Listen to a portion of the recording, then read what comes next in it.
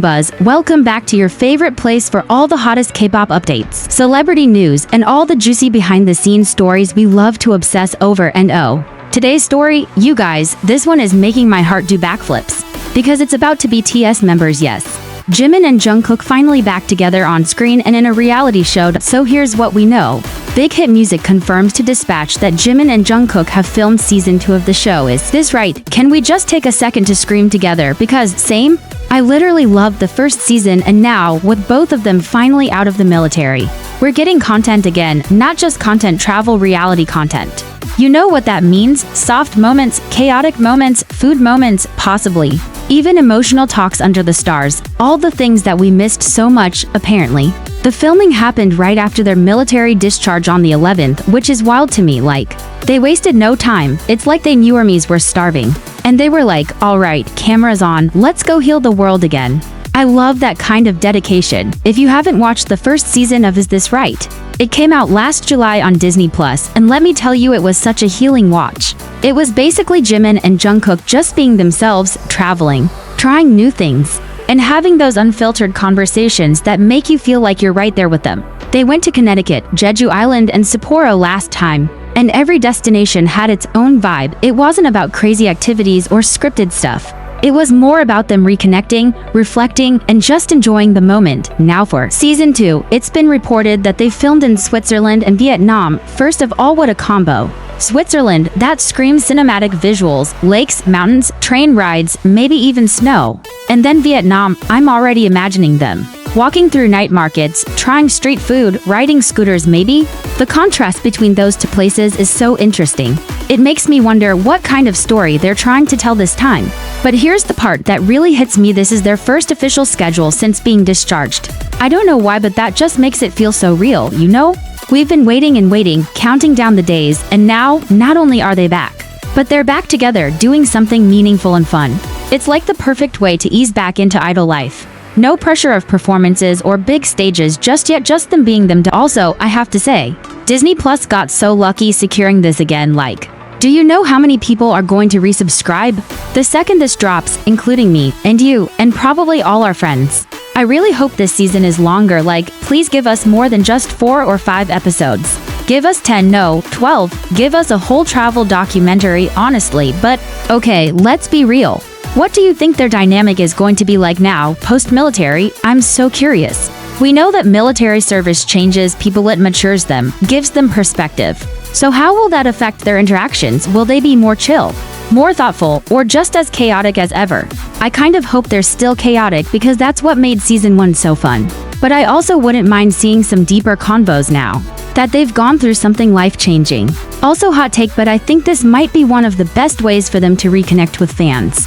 I know we all love the big comeback stages and music videos, but there's something really powerful about just spending time with your idols, watching them live, laugh, and be human. That kind of content is what sticks with us. That's what we rewatch at 2 a.m. when we miss them. And before I move on, let me ask you this: what kind of activities do you hope they did in Switzerland or Vietnam? Like, imagine Jungkook bungee jumping off a cliff in the Alps, or Jimin taking a quiet boat ride on a Vietnamese river. Or what if they got emotional over pho and talked about their dreams post-BTS?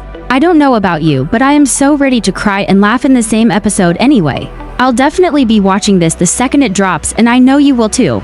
But hold on, because we're not done yet. There's another major K-pop update that we need to talk about.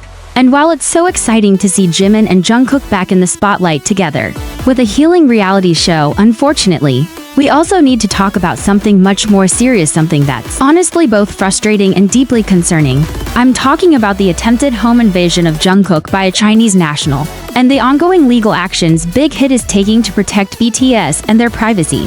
So here's what happened. On the same day Jungkook was discharged from the military, literally the same day, June 11th, a woman in her 30s, a Chinese national identified as Ms. A, was caught trying to break into Jungkook's home. She was reportedly trying to open the front door by pressing the passcode repeatedly. Like, what in the actual world? Thankfully, the police were able to arrest her on the spot.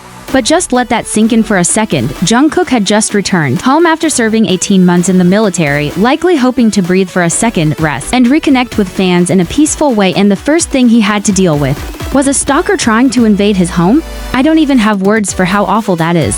Big Hit released an official statement saying they're actively cooperating with the police investigation, including collecting and submitting CCTV footage. They're making it clear they want criminal punishment to be served, not just a slap on the wrist. And honestly, that's the only appropriate response. This isn't fan behavior, it's criminal. And it needs to be treated as such. The agency also confirmed they're in the process of filing a restraining order, and that they're reporting stalking behavior of all BTS members in real time to ensure immediate arrests can be made if needed. This tells us that it's not just about Jungkook. This is a larger pattern of dangerous behavior that idols have been facing for years. And let me just say this as a fan, being a fan doesn't give anyone the right to invade someone's privacy. Period. Loving an idol from afar, supporting their music, showing up for them online or at events, that's normal. But showing up at someone's house? That's not just crossing a line, it's obliterating it. And sadly, this isn't an isolated issue.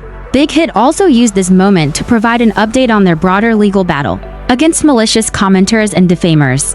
They've filed lawsuits against people who've spread false rumors, posted sexual harassment comments, and written defamatory posts online. This includes content from fan communities, music sites, and social media platforms. They said they've already seen results from lawsuits filed as far back as the third quarter of last year. Some cases have resulted in finalized fines, and the legal team isn't stopping though. They're promising to keep pursuing and punishing people who try to harm BTS's reputation or well-being. And honestly, good, no more let's ignore them or they're just haters. The industry has changed, and idols, especially ones like BTS, who have given their literal youth and health to their careers, deserve protection. These aren't just public figures, they're people, human beings, and they deserve the same level of safety and peace that anyone else does in their own home. I actually want to know what you think about this. Do you believe agencies should be even more aggressive with legal action? Would you support the idea of a national law in Korea that makes stalking idols a specific offense?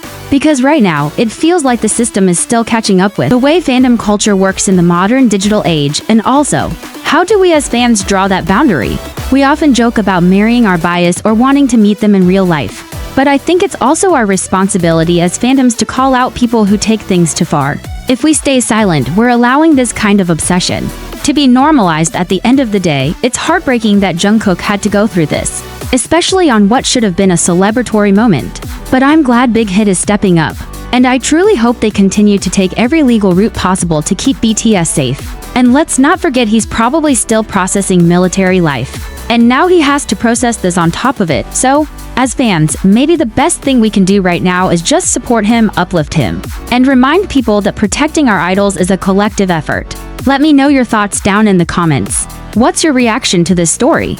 Do you feel the entertainment industry is doing enough to protect artists? Or is this just the beginning of what needs to be a bigger movement?